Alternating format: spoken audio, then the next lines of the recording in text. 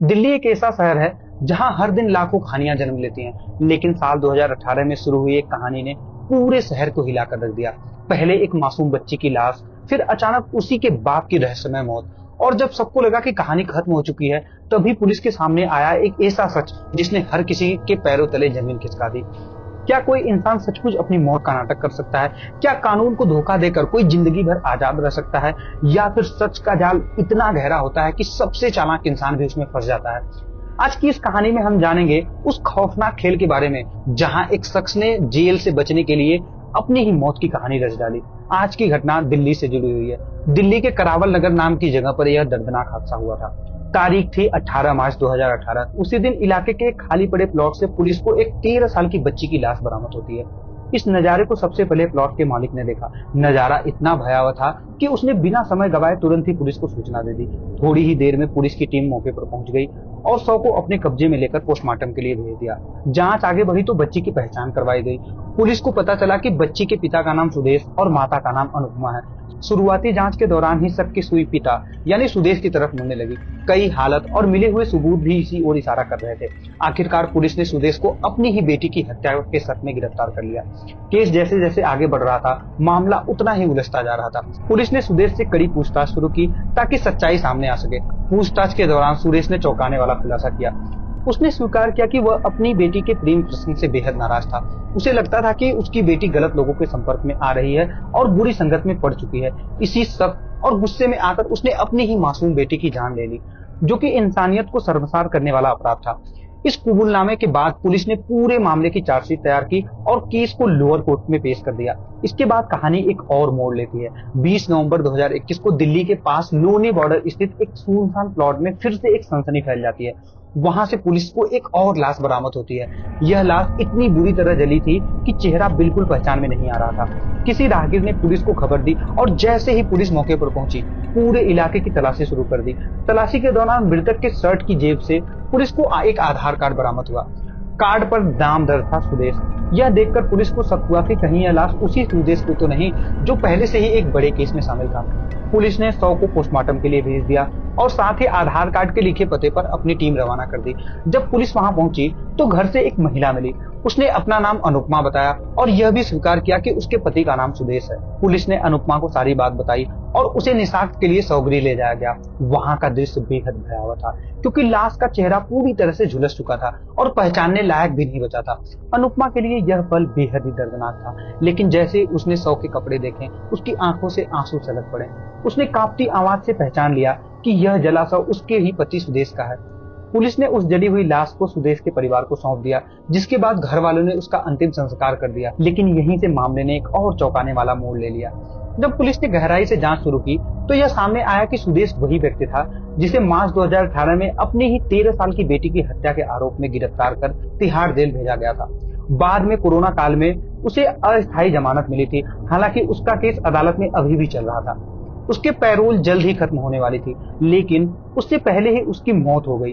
अब पुलिस के सामने सबसे बड़ा सवाल यह था कि आखिर सुदेश की हत्या किसने की और क्यों। इसी वजह से पुलिस ने उसे पुराने केस और निजी जीवन की बारीकियों को खंगालना शुरू किया ताकि इस रहस्यमय मौत का सच सामने लाया जा सके। जब पोस्टमार्टम रिपोर्ट आई तो पुलिस को कुछ अजीब लगा। रिपोर्ट के मुताबिक मृतक की लंबाई 5 फीट 5 इंच दर्ज की गई थी, जबकि असली सुदेश की हाइट 5 फीट 11 इंच थी। यह फर्क पुलिस को गहरी शंका में डाल गया। इसी दौरान पुलिस को एक मुखबिर से फोन कॉल मिला। जानकारी मिलते ही टीम ने तुरंत सुदेश के बारे में और डिटेल्स जुटाना शुरू कर दिया। सबसे पहले इलाके के सीसीटीवी फुटेज खंगाले गए। एक रिकॉर्डिंग में दिखा कि 19 नवंबर की रात करीब 2 बजे कोई व्यक्ति सुदेश के घर से साइकिल पर निकला। उसके साथ एक बड़ी सी गठरी जैसी चीज थी। हालांकि तस्वीर धुंधली होने के कारण यह साफ नहीं हो पा रहा था कि वह शख्स खुद सुदेश था या कोई और। पुलिस ने आगे सुदेश के मोबाइल कॉल डिटेल खंगाली, लेकिन वहां से कोई ठोस सबूत हाथ नहीं आया।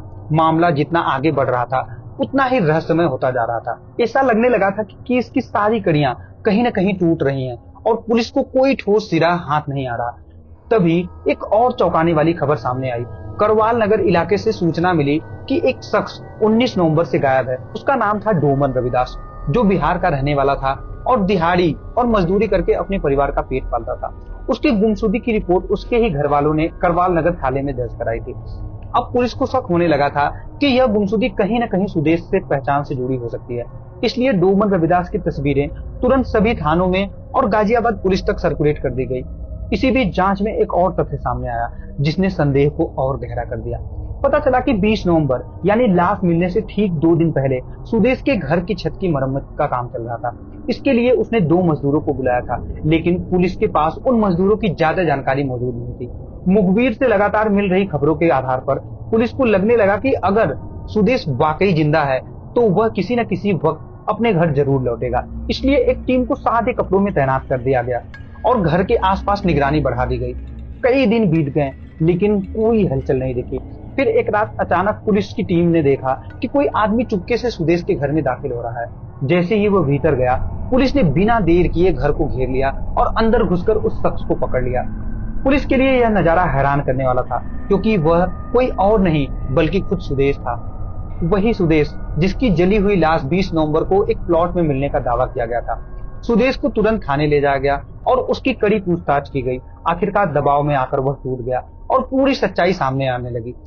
उसने कबूल किया कि जब वह तिहाड़ जेल में था तो वहां दूसरे कैदी उसे लगातार ताने मारते थे। लोग कहते, तूने अपनी ही 13 साल की बेटी को मार डाला और अब तेरा अंजाम सिर्फ उम्र कैद या कम से कम 20 साल की सजा है। यही बातें सुदेश के दिलो दिमाग पर गहरा असर डाल रही थी। उसे लगने लगा था कि उसकी पूरी बाकी जिंदगी जेल की सलाखों के पीछे ही बीत जाएगी। फिर आया कोरोना काल और किस्मत ने उसका साथ दिया। उसे अस्थायी तौर पर पैरोल मिल गया, लेकिन जैसे जैसे पैरोल खत्म होने का समय करीब आया, सुदेश फिर से डर और घबराहट से भर गया।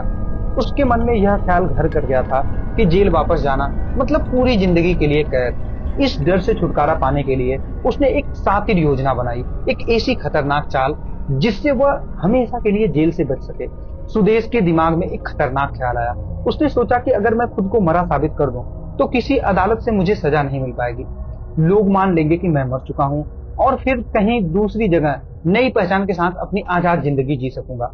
लेकिन इस योजना को अंजाम देने के लिए उसके सामने एक बड़ी दिक्कत थी, शव की व्यवस्था। उसे ऐसा शव चाहिए था जिसे लोग देखकर यही मान ले कि वो सुदेश है। उसने सोचा अगर कोई शख्स उसकी जैसी कदकाठी का मिल जाए तो मामला आसान हो सकता है। कई दिनों तक वह ऐसे ही आदमी की तलाश में भटकता रहा, मगर समस्या यह थी कि अगर कोई मिल भी जाता तो उसे इस काम के लिए कैसे राजी किया जाए, और अगर राजी नहीं हुआ तो फिर क्या होगा। यहीं उसे एक और चाल सूझी। उसके घर की छत में पानी टपकने की समस्या थी। उसने सोचा कि मरम्मत के बहाने मजदूर बुलाए जा सकते हैं। अब उसे ऐसे मजदूर की तलाश थी जो गरीब हो, अकेला रहता हो और जिसके गायब होने पर ज्यादा हंगामा ना मचे। काफी समय तक इधर उधर नजर रखने के बाद सुदेश दिल्ली के करावल नगर की एक झुग्गी बस्ती तक पहुंचा। यहाँ रोजाना दिहाड़ी पर काम करने वाले मजदूर आसानी से मिल जाते थे। सुदेश ने वहां से 2 मजदूर को चुना, एक राजमिस्त्री और दूसरा बेलदार। 18 नवंबर को उसने दोनों को छत की मरम्मत के लिए बुलाया। दिन भर काम करवाया और शाम को दोनों को मेहनताना भी दिया। लेकिन जाते वक्त उसने राजमिस्त्री को तो जाने दिया, मगर बेलदार डोमत रविदास को रोक लिया। सुदेश ने उसे शराब पिलाई और अपने कपड़ों की एक जोड़ी देते हुए कहा, अगली बार साफ सुथरे कपड़े पहनकर आना। अगले दिन सुबह 8 बजे डोमन फिर से आया और पूरे दिन छत पर काम किया। शाम होते होते जब काम खत्म हुआ तो सुदेश ने उसे दोबारा रोक लिया और छत पर पार्टी का बहाना बनाकर फिर से शराब पिलाना शुरू कर दिया। डोमन ने वही कपड़े पहने हुए थे जो सुदेश ने पिछली रात उसे दिए थे।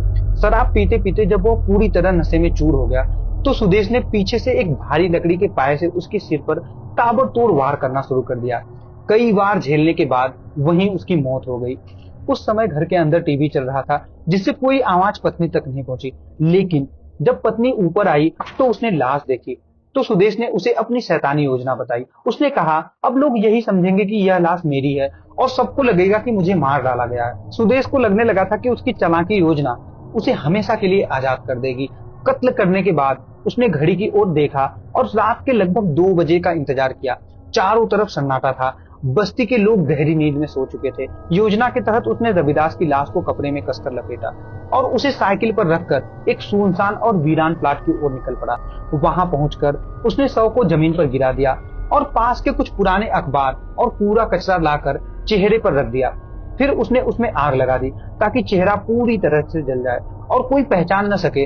अपनी चाल को और मजबूत बनाने के लिए उसने अपना आधार कार्ड भी लाश की जेब में डाल दिया। अब उसे पूरा विश्वास था कि हर कोई यही मान लेगा कि शव उसी का है। इसके बाद सुदेश घर लौटा और अपनी पत्नी को समझाने लगा कि अगर पुलिस पहचानने के लिए कहे तो तुम यही कहना कि यह मेरे पति का शव है, फिर उसका अंतिम संस्कार कर देना। इस तरह मैं कानून की नजरों में मर चुका साबित हो जाऊंगा और हम दोनों कहीं और जाकर नई जिंदगी शुरू कर देंगे। पत्नी ने भी वैसा ही किया जैसा सुदेश ने कहा था। पुलिस जब शव की पहचान कराने आई तो उसने कपड़ों के आधार पर पुष्टि कर दी कि यह शव उसके पति का ही है। इसके बाद अंतिम संस्कार कर दिया गया और मामला पुलिस की नजर में खत्म हो गया। लेकिन सुदेश की किस्मत उसके खिलाफ जाने लगी। कुछ दिनों बाद एक मुखबिर को सच्चाई का अंदेशा हो गया।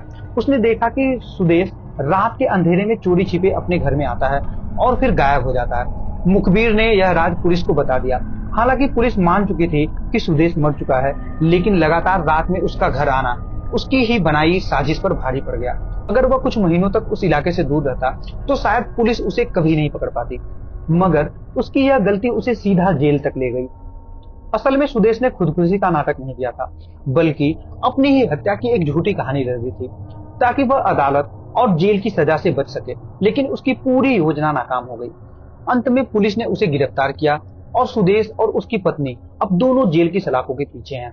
यह पूरी कहानी हमें एक गहरी सीख देता है। इंसान का दिमाग कई बार ऐसी चालें चलता है जो उसे सही रास्ते से भटका देती है। सजा से बचने की चाह में सुदेश ने न सिर्फ अपनी ही जिंदगी बर्बाद कर ली, बल्कि एक और निर्दोष की हत्या करके खुद को और बड़े अपराध की ओर धकेल लिया। तो दोस्तों, यह थी उस शख्स की सच्ची कहानी जिसने कानून से बचने के लिए अपने ही मौत का नाटक रचा। लेकिन सच से भागना कभी मुमकिन नहीं होता। सुदेश की चालाकी आखिरकार उसी पर भारी पड़ी और उसका अंजाम हुआ जेल की सलाखों के पीछे। इस कहानी से हमें यही सीख मिलती है कि झूठ और अपराध का अंत हमेशा बुरा होता है। कितनी भी बड़ी साजिश क्यों न रच ली जाए, सच हमेशा सामने आ ही जाता है। अगर आपको यह कहानी रोचक और रोमांचक लगी हो तो वीडियो को लाइक जरूर करें।